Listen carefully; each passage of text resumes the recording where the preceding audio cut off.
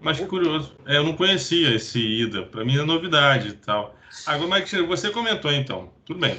Temos legislação, a atividade pode ser sustentável, mas o risco perdura. Então, quando a gente tem uma atividade de risco aí, normalmente se fala muito da figura do seguro ambiental, do seguro da atividade. Existe isso para atividade portuária? Como é que funciona isso aí? Bom, para atividade, vamos assim ser muito claros. Geralmente, hoje, as grandes empresas de navegação, os grandes terminais, eles se constituem em grandes grupos econômicos. Então, não é muita novidade, por exemplo, que os novos terminais portuários, tanto os públicos, tanto os inseridos no quesito arrendamento, concessão, quanto os TUPs, que são aí uma criação, né, de uma modalidade aí de autorização, digamos assim, tanto os TUPs quanto os terminais públicos, os terminais inseridos nos portos públicos, que a gente pode chamar, são muito ligados a grandes empresas de navegação. Então, tem muitas empresas de navegação que são detentoras de terminais, tá? Seguro ambiental existe sim, tanto na seara privada. Então, eu contrato seguro privado, isso aí é muito normal. E na área da navegação, eu vou além. Na realidade, a área da navegação, o que a gente chama de indústria da navegação, há muitos e muitos anos, né? E aí, eu posso até remeter aqui a colegas nossos que atuam, que são colegas em comuns, nossos. Nós temos a figura do P&I Club, dos Protect and Indemnity Clubs, desculpa, né? Os clubes chamados clubes de P&I. Os clubes de P&I eles surgem no momento que os armadores, que eram naquela época os donos dos navios e que estavam sujeitos às aventuras marítimas, eles ficavam reféns e à mercê de seguradoras privadas e acabaram criando entre si um clube, literalmente um clube, em que cada um entra com uma cota, cada um paga, digamos assim, a sua cota, para não depender tão somente da seguradora privada, que tem a questão do prêmio, a questão de não pagar o prêmio, se houve ali uma responsabilidade do armador ou do seu comandante. Então, além do seguro privado para a indústria da navegação, que é obrigatório, não se contrata carga, não se contrata nada na indústria do shipping sem que haja seguro privado e sem que haja um P&I Club. Não se contrata. Simplesmente todos os integrantes da cadeia não contratam. Porque a aventura marítima ela é muito perigosa. E na seara portuária, que querendo ou não se encaixa dentro dessa que faz o link com a navegação, não é diferente. É claro que eu não tenho, por exemplo, como os armadores têm, um P&I Club para os terminais portuários brasileiros.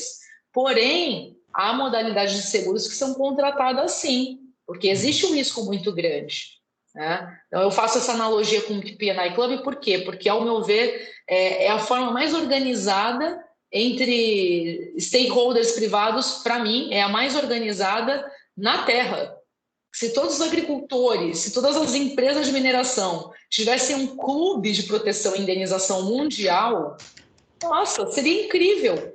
Por quê? Porque justamente sabendo que um dano ambiental pode ir para $1 bilhão, a recuperação pode custar $1 bilhão, caso, por exemplo, do Exxon Valdez, o P&I Club muitas vezes vai suportar até 500 milhões ou até 600 milhões.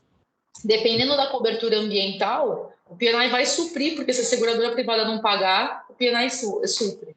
Mas para a área portuária, dificilmente não se contrata seguro. Dificilmente. Tá? Entendi. Não, olha, muito interessante, Maria Cristina. Então, assim, vimos então que tem sustentabilidade, tem legislação que não falta e tem já instrumentos econômicos para prevenção desse risco. Bom, faço suas considerações finais aí. Tá. Falei, ia ser super objetiva, né?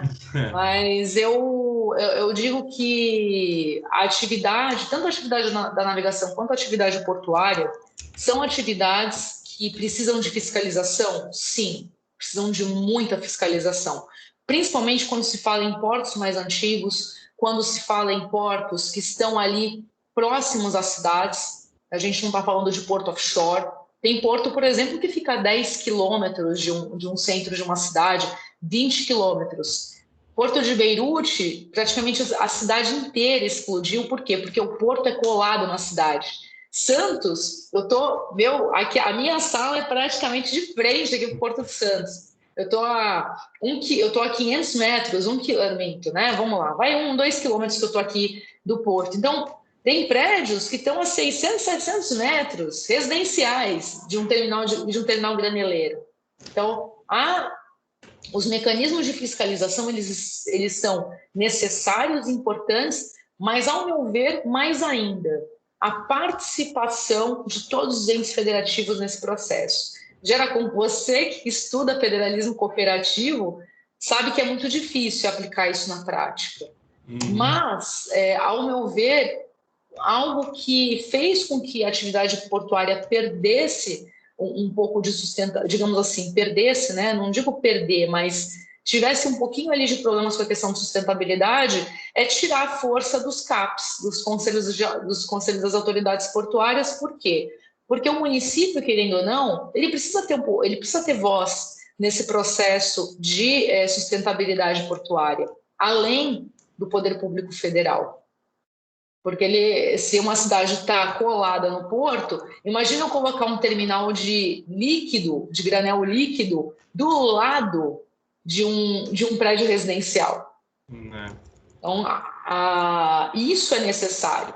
Agora, demonizar o porto, demonizar a atividade portuária por conta de questões históricas ou mesmo de falta de informação é muito ruim porque o porto é vida, tanto para o turismo, quanto para a atividade econômica, quanto para as questões culturais. Eu tive assim, a felicidade de sempre conviver com pessoas que trabalhavam no porto, então a conhecer pessoas de outros países. Em Santos, por exemplo, né, eu falo muito de Santos porque eu estou em Santos, mas Vitória, cidades Santa Catarina, Arco Norte que está se desenvolvendo, são cidades cosmopolitas, né? A própria Pernambuco, cidade de Pernambuco, Recife, uma cidade muito cosmopolita, mas Santos já foi chamada de a Barcelona brasileira.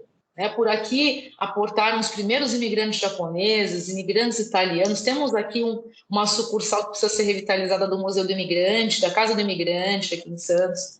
Então, a atividade portuária ela é vida, sim. Ela é sustentável em vários sentidos. Te agradeço muito. Pessoal, muito legal. Eu que agradeço. Aprendi várias coisas novas aqui. Tenho certeza que nossos ouvintes também aqui, telespectadores. Então, pessoal, isso aqui foi o 5 Minutos de Direito Ambiental, hoje com a super professora aí, Maria Cristina Gontijo, dando uma aula, que era uma entrevista que eu vendo uma aula sobre sustentabilidade e navegação. Obrigada mesmo. Tá?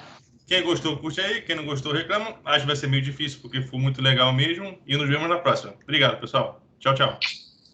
Tchau, tchau.